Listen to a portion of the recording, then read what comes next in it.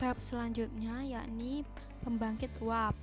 Pembangkit uap atau boiler adalah suatu alat penghasil tenaga uap melalui pembakaran bahan bakar untuk memanaskan air sampai menjadi uap. Di pabrik gula, uap yang digunakan untuk proses pengolahan gula dan sebagai sumber tenaga penyelenggara. Untuk menunjang kelancaran proses dalam giling, maka pengadaan kebutuhan uap di stasiun boiler harus memperhatikan baik kapasitas maupun mutu, sehingga mampu mencukupi kebutuhan proses dengan tetap memperhatikan faktor-faktor efisiensinya. Bahan bakar yang digunakan pada boiler di PT IGG yaitu bagas atau ampas dengan jenis boiler John Thomson.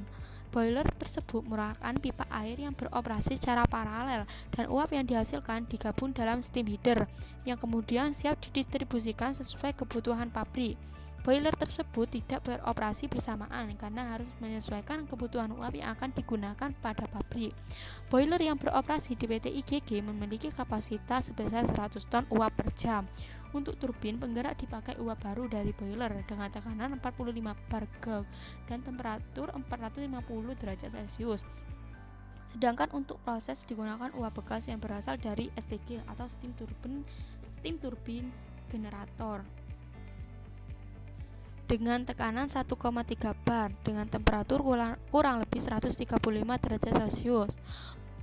Uap sangat penting dalam proses industri gula, sehingga kinerja alat pembangkit uap yaitu boiler harus optimal, dan untuk menunjang kinerja tersebut salah satu faktornya yaitu penyediaan air pengisi boiler yang baik. Penyediaan air pengisi boiler. Air pengisi boiler adalah air yang digunakan sebagai bahan utama pembuatan uap oleh boiler sebagai sumber energi atau tenaga. Air pengisi boiler berfungsi untuk mengisi dan menggantikan air pada boiler yang telah mengalami proses pemanasan hingga menjadi uap. Air yang menjadi pengisi boiler diharapkan memiliki kemurnian tinggi agar tidak memberikan dampak pada proses pembuatan uap yang dilakukan oleh boiler. Proses treatment untuk air umpan boiler dapat dilakukan dengan dua cara, yaitu dengan ion exchange dan reverse osmosis. Di PT IGG menggunakan kedua proses tersebut, di mana jika kebutuhan air denim terlalu banyak, maka proses treatment dilakukan dengan dua proses tersebut. Berikut proses treatment yang ada di PT IGG. Air yang berasal dari sungai akan dimasukkan ke dalam raw water pond untuk proses koagulasi dan flokulasi. Pada raw water pond ditambahkan dengan 25 kg alum dan 50 ml flokulan dan diencerkan dengan 250 liter air. Pemberian dilakukan pada inlet air dengan menggunakan dosing pump. Dalam raw water pond terdapat labirin-labirin yang berfungsi untuk proses koagulasi, dan setelah itu air secara overflow akan keluar dari labirin dan terjadi proses flokulasi. Dari raw water pond, air akan diproses di water treatment plant untuk menghilangkan TDS dan TSS dalam air. Air pertama akan masuk ke dalam multimedia filter dan karbon filter untuk menghilangkan TDS dan untuk menurunkan turbidity air. Kemudian air dialirkan ke raw water tank. Jika untuk kebutuhan proses, dari raw water tank akan langsung dialirkan ke proses. Sedangkan untuk kebutuhan air umpan boiler masih harus diolah kembali, dan ada dua proses pengolahannya, yaitu internal dan external treatment. Proses internal treatment. Yang pertama, ion exchanger. Air yang berasal dari water tank akan dialirkan ke ultrafiltration filter untuk disaring. Ukuran saringan berukuran 10 mikron. Air yang dihasilkan akan ditampung dalam UF product. Air dari UF product akan masuk melewati ion exchanger. Air dari UF product tank akan masuk ke kation exchanger yang berisi resin positif untuk mengikat ion negatif. Setelah dari kation exchanger, air akan masuk ke anion exchanger yang berisi resin negatif untuk mengikat ion positif. Setelah dari anion exchanger, setelah itu air akan masuk ke dalam denim tank untuk menjadi air umpan boiler. Yang kemudian reverse osmosis. Air yang berasal dari water tank dilarikan ke sand filter dan karbon filter untuk menghasilkan TDS yang masih terikut dalam air dan mengurangi turbidity air. Selanjutnya, air tersebut ditambahkan dengan klorin untuk menjernihkan. Setelah itu, air dialirkan ke cartridge filter 1 dengan ukuran saringan 10 mikron. Dan selanjutnya dialirkan ke cartridge filter 2 dengan ukuran saringan 5 mikron. Penyaringan dengan dua tahap ini dilakukan agar kotoran yang terbawa air tidak menyebar di membran RO system. Kemudian air dipompa menggunakan high pressure pump ke RO system. Di RO sistem, zat terlarut dalam air akan terpisah dengan air karena terhalangi membran, sehingga akan dihasilkan air yang mengandung sedikit zat terlarut. Air hasil RO akan ditampung pada pure water tank dan selanjutnya akan dialirkan ke diamine water tank untuk mencukupi kebutuhan air umpan boiler.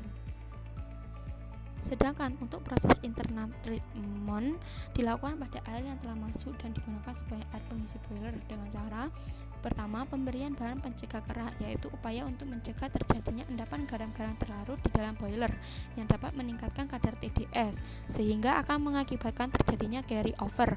Bahan yang digunakan antara lain kaustik soda dan natrium fosfat. Yang kedua, pengurasan atau blowdown.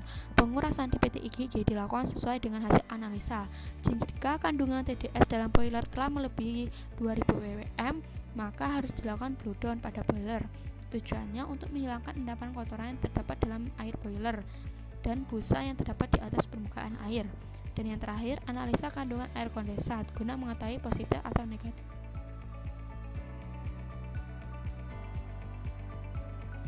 Berikut baku mutu air pengisi ketel dan air ketel.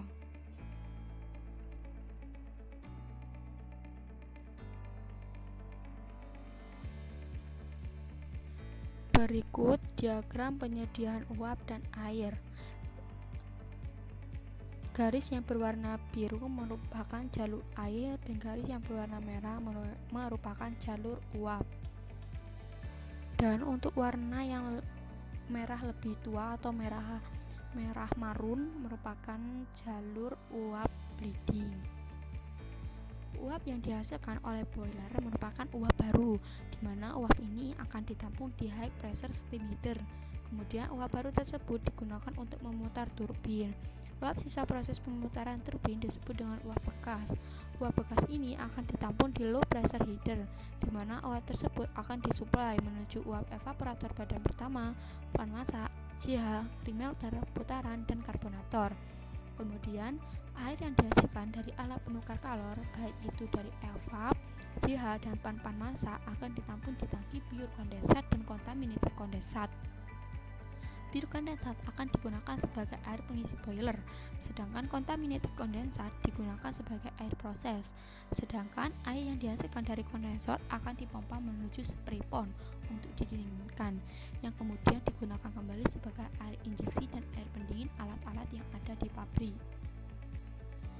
Berikut cara untuk menghitung kebutuhan uap. Bila diketahui kapasitas giling 6000 TJD, maka sama dengan 250 ton kin per jam dengan uap persen tebu 50%, sehingga diketahui total kebutuhan uap yakni 125 ton per jam. Sedangkan untuk kebutuhan bahan bakar yakni ampas persen tebu diketahui 28%, jumlah ampas digiling berarti 70 ton per jam. Nilai kalor ampas rendah yakni 1,756 kilokalori per kilogram, sehingga kalori yang dihasilkan ampas yakni 122,92 ton kalori per jam.